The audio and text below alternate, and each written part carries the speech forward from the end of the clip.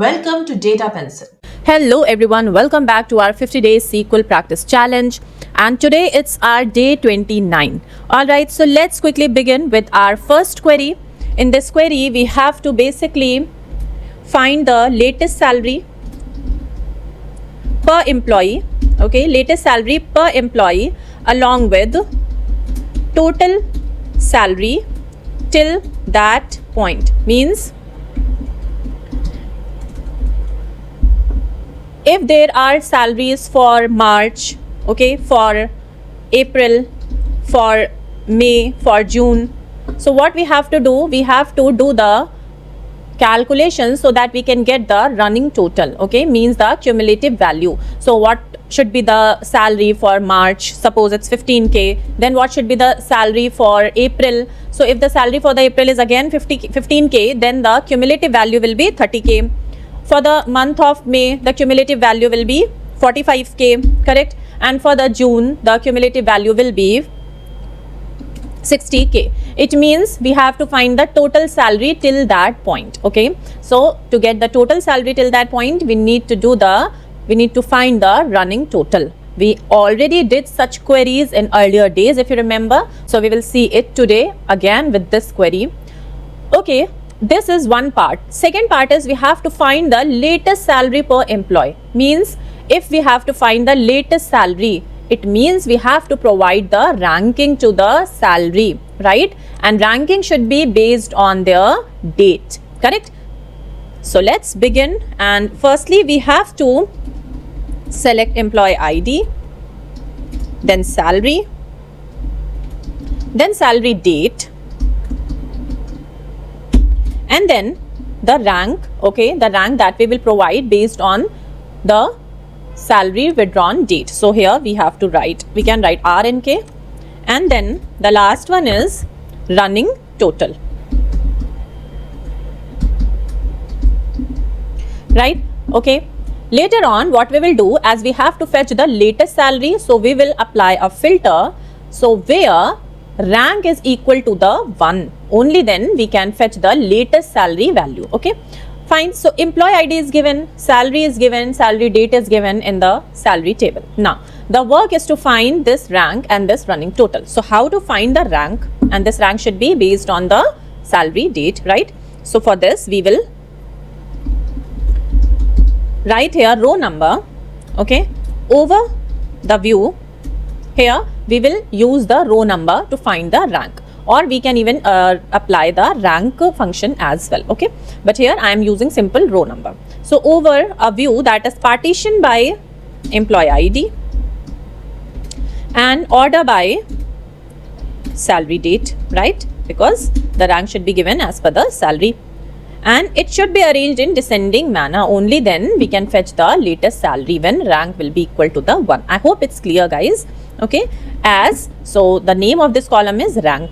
So as rank. Now come to the last column, which is running total. So to find out the running total, we need to apply sum function on salary column over the view. Which view? So where window table is partitioned by employee ID and salary date is arranged in ascending manner. And these data are available in clean salaries table. Now we are going to convert the whole code in a temporary table. So let's make it T, and let's begin one parenthesis here, and here we will write select all from this temporary table T. Now we are going to apply a filter where RNK is equal to the 1. This is it. Now let's run it. Here you can see that we have the latest salary of each employee. So employee whose ID is 100, his latest salary is this one, 1,17,000. And this is the running total. Now if we talk about employee whose ID is 160, so the latest salary is 47,000, correct? And the salary drawn till date is this one, which is 1,04,509. Alright guys, fine. Now let's come to our query 2, and in this query let's see what we have to find. So So here we have to basically rank our employees based on salary and then compare it with the department average. Okay, so how to do it? Here again, firstly we have to think like what columns we need to select. So we will need here employee ID, okay, and then department is given, so department ID, salary should be there, okay. Then there is one thing called department average, so we have to fetch a column called department average. How can we find the value of department average? So for this we need to apply average function, okay, and then definitely it should be over some view, so view should be partitioned by department ID because department average we want, okay. The last column will be department rank. So to get the department rank, we will apply the rank function. Okay, and here we need two tables, employees tables and the salaries table. So this is it. We have to join these two tables. So basically we will fetch 5 columns: employee ID, department ID, salary, then department average and department rank. Department average and department rank we are going to find using the window function, average function and the rank function. So I hope it's clear, guys. And I'm hoping that you will be able to do it on your own. If you find any difficulty, please do let me know in the comment section. Okay, now come to our query 3, and in this query we basically have to check if our salary is increased or decreased compared to the previous one. Okay, so here the columns that we will be using are our employee ID, all right, employee ID. What else? Salary column. Okay, what else? Salary date column. And then we have to fetch the value for the previous one. Okay, what is the previous salary? So there will be one column called previous salary, correct? And the last column will be related to the comparison. How can we compare, correct? So here the comparison column will come.